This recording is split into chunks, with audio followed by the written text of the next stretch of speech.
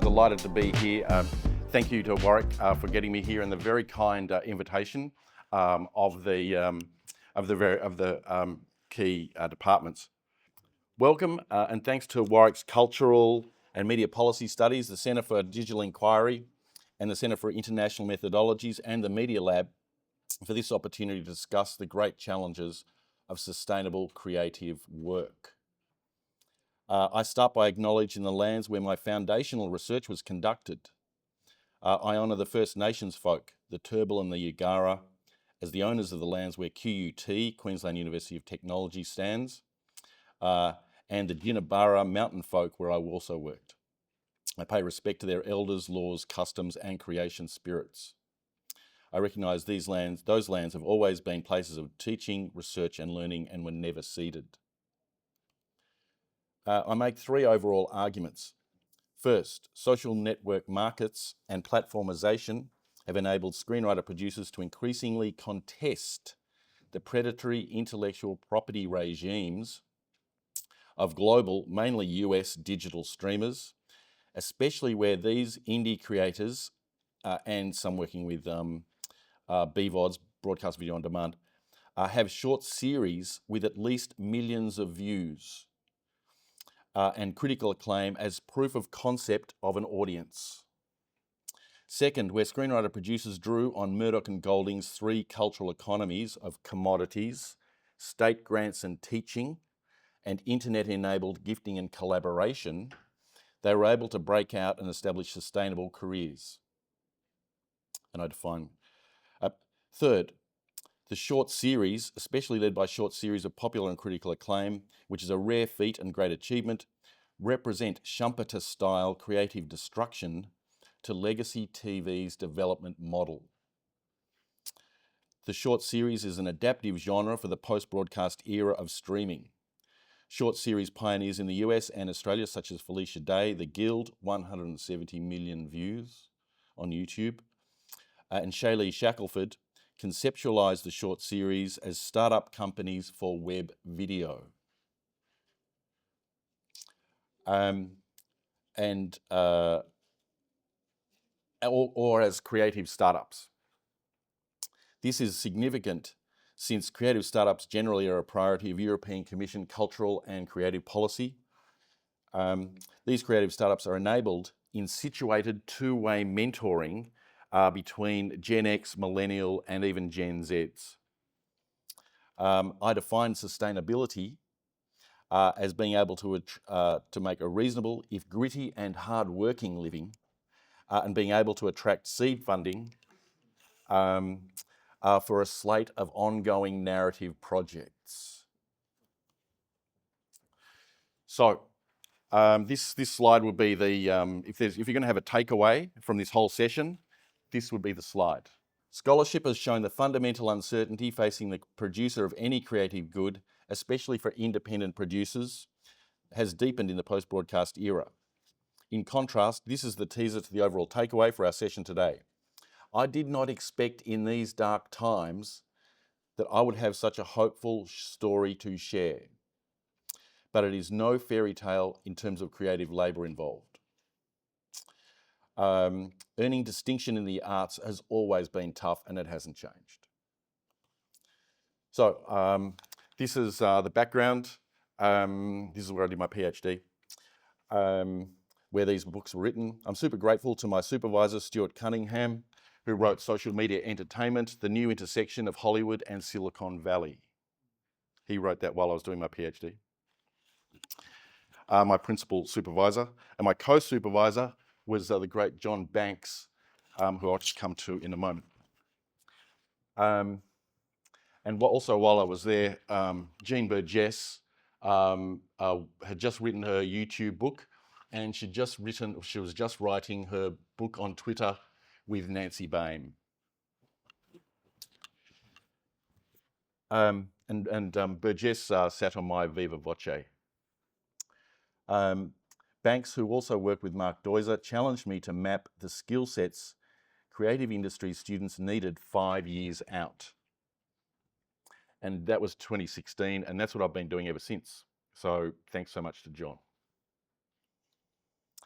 In terms of my theoretical underpinnings, these are my touchstone theorists, Bourdieu, Latour, for actor network theory, and also Gibson for this concept down here.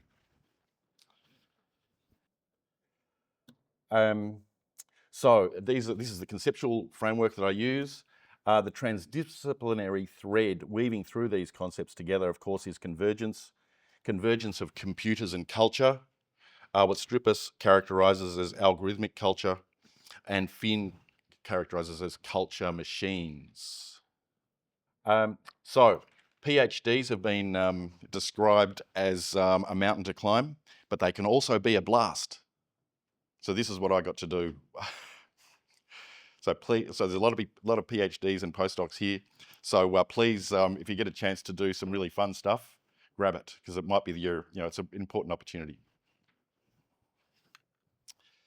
So I did time-lapse interviewing with each of these screenwriter producers about their art and commerce journeys 6 to 18 months apart. My PhD being funded for 3 years, so I had to be fairly tight. Yeah. It is the first longitudinal study of veteran YouTubers and established TV producers making short series together, and it maps the professional outcomes from their rapprochement in cases 1 to 5 along the top. So I interviewed all of these people longitudinally, including Raka Raka. Per team, they won modest grants of about $100,000 or 49K sterling through YouTube Screen Australia's almost unique Skip Ahead, private-public partnership Skip Ahead project, provided each of these people had 50,000 followers on YouTube and could pitch a killer narrative to Screen Australia's investment managers. Very interesting. Cases 6 to 9 map the reverse of the coin down here. These are the outcomes for film school graduates and established professionals. So this is also almost the story of the model of sustainable labour that didn't happen. So I interviewed all those folks, asked them about their revenue sources. Then I rated the revenue streams from the most important to the least, the top 10. And under here is appearance fees and digital song sales. So these are the most important. And subvention just means grants, state grants. That's all that means. So and when my supervisor, Stuart Cunningham, saw this, he had an intake of breath and he said it was gold. So, as a PhD person, you're pretty happy with that. Anyway, so we go on. But to be honest, that top 10 list I just showed you of the revenue sources, I didn't realise it mapped directly against the cultural economies. I didn't realise it for another 6 months. But I just kept reading and reading and reading, and then I saw Murdoch and Golding's Cultural Economies paper. And then I didn't think anything of it. Then I went away and I was having a barbecue in the bush, Australian bush, and I had the flash of insight. The revenue sources that I just showed you on the green one map directly, precisely against the cultural economies. So, and this, so then the problem was elaborating it and verifying it, and that's the table. So those are all the 9 cases I showed you before. These are all of their revenue streams, right? And these are the Murdoch and Golding's 3 cultural economies. Commodities central to capitalism, public goods from taxation, especially government grants, and also teaching through film schools is also really important here for screenwriter producers. And the absolute key is gifting and collaboration enabled by the internet. Fans sharing content sideways. Now, obviously, these folks weren't thinking about Murdoch and Golding. They didn't know about the cultural economies. They were like bowerbirds. They were just getting the revenue streams from wherever they could. So they'd get some commodities, they'd get state grants, and then they'd get gifting and collaboration. And they would just use those in various levels of awareness. I mean, they weren't thinking about this sort of stuff. And I just realised that that's what they're doing after the fact. Right? And this is in the appendice to my book, To Respect Open Science, so people can go along and verify it and have a look at these people's lives and have their revenue streams.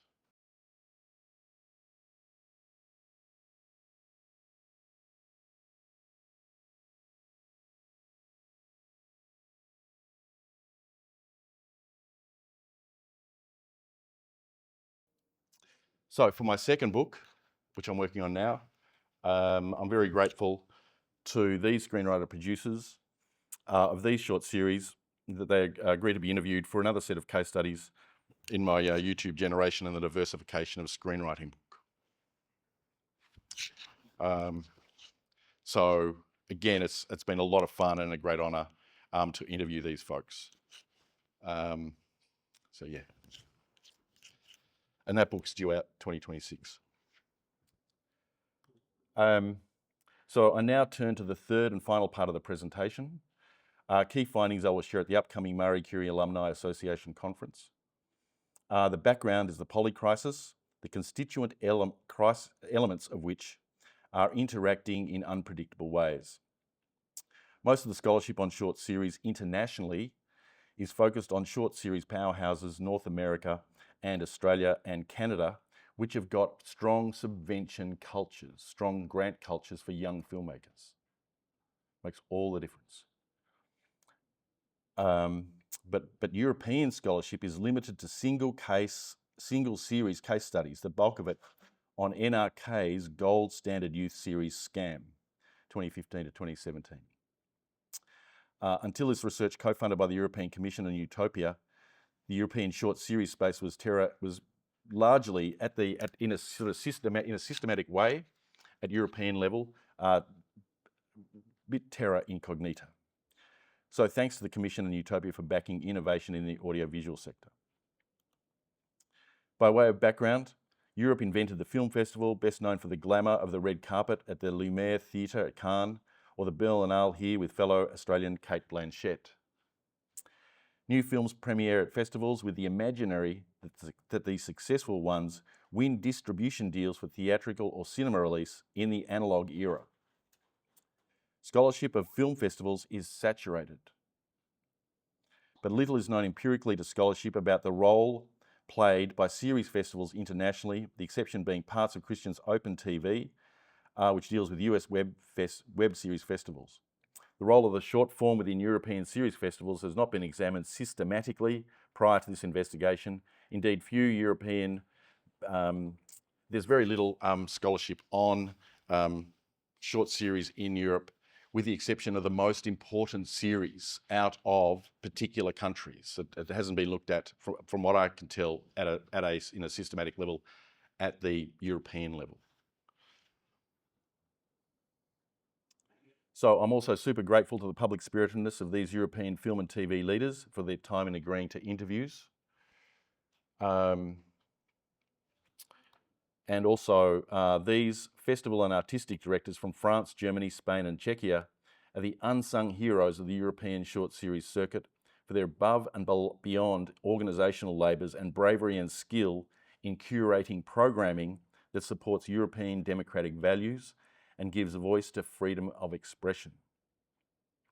I.e. from Mario Draghi has said, Europeans' fundamental values are prosperity, equity, freedom, peace and democracy in a sustainable environment. In the current geopolitical context, I think it's important to restate that and to celebrate that.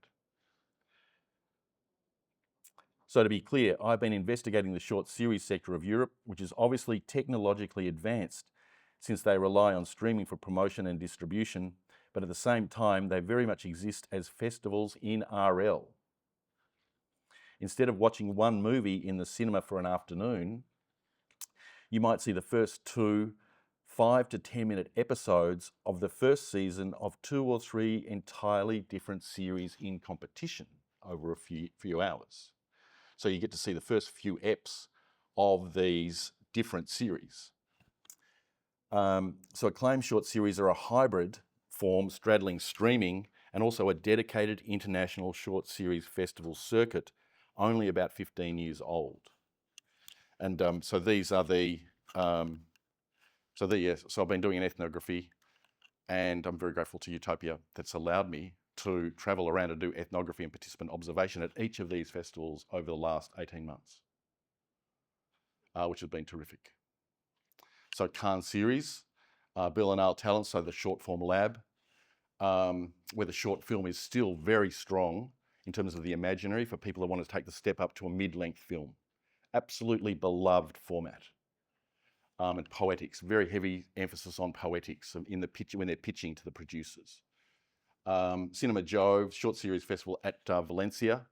Spain's got a very strong short series culture.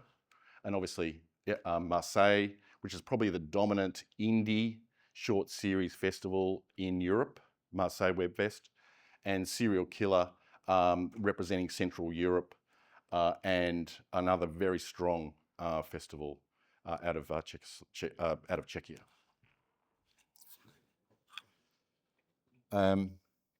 So I spent a lot of time. What does this look? What does my work look like? So I spent a lot of time trying to find the European series that are critically acclaimed, and I learnt, for example, here, not to. So that's a Russian series, and so I learnt after a while that they put in the Ukrainians' symbol of resistance, and they label every Russian web series with the Ukrainian symbol of resistance. Until the end, they've done that since the start of the war, and they're going to continue doing it.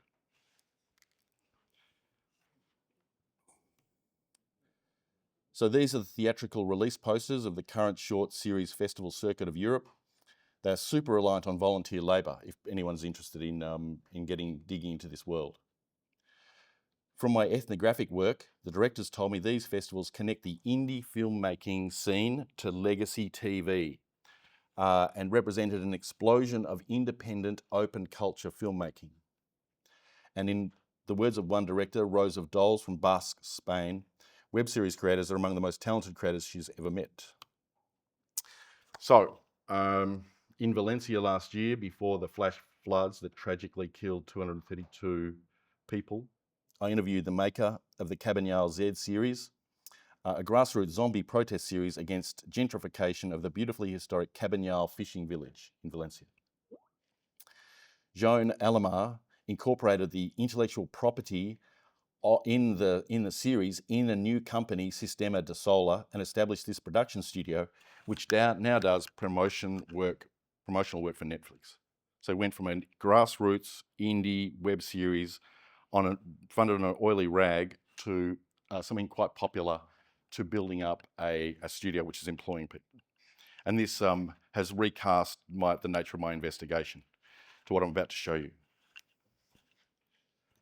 Also at the Valencia short series competition, I met leading young Spanish filmmaker Mar Castel and subsequently interviewed her about the short series documentary of creative labour, Ignorant.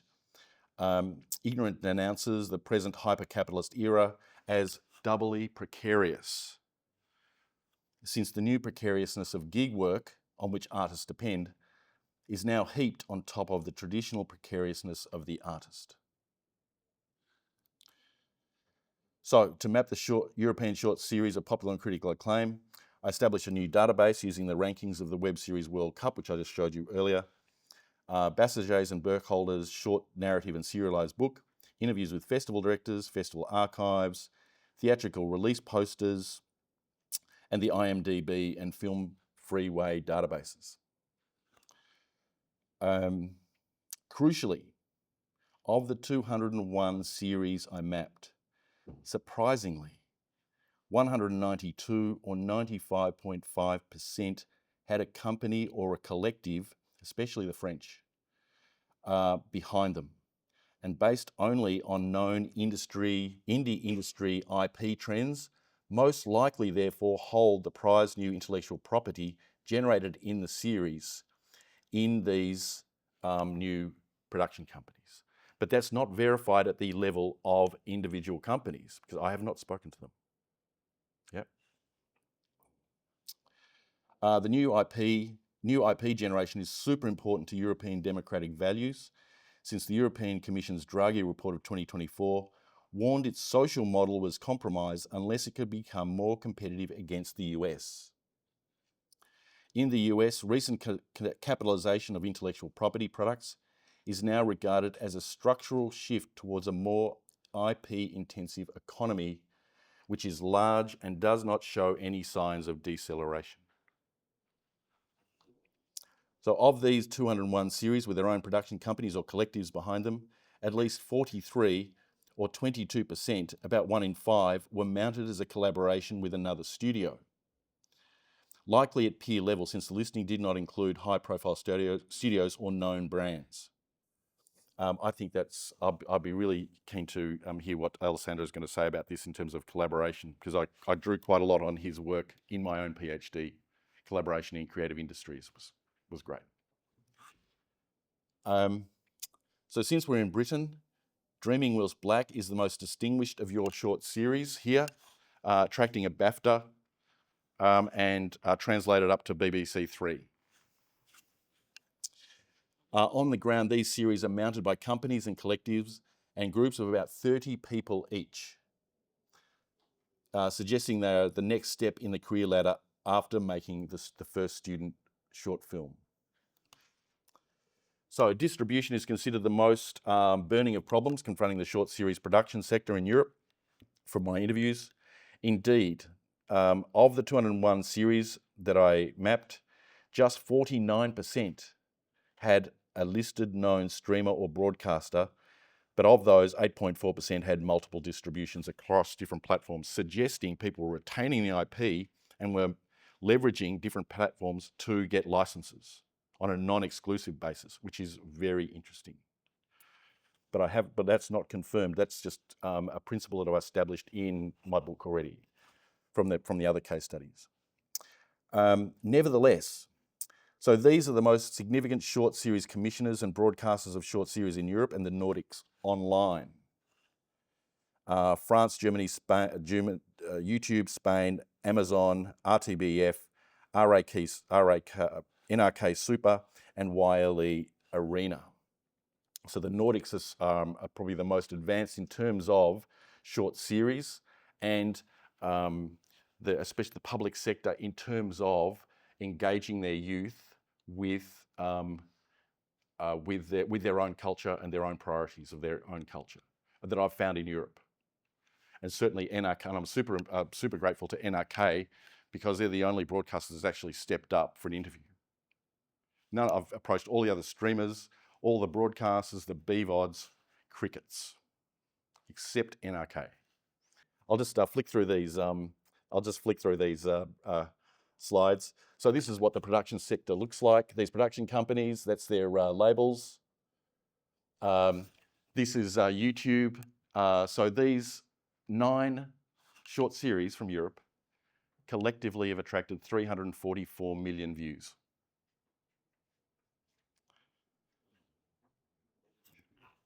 We can go back over this. But it's also precarious. These are shuttered, zombied or shuttered. Cultural impact. So France, Germany and Spain absolutely dominate this space. But this is really intriguing. Transnational cultural encounters are really popular as narrative engines, especially so things like Ritals, Spaniards in London, and some Bosnian folk in Sweden. These are the most spectacular of the career arcs out of short series in Europe. The top line all won international Emmys. These guys all translated up to Netflix.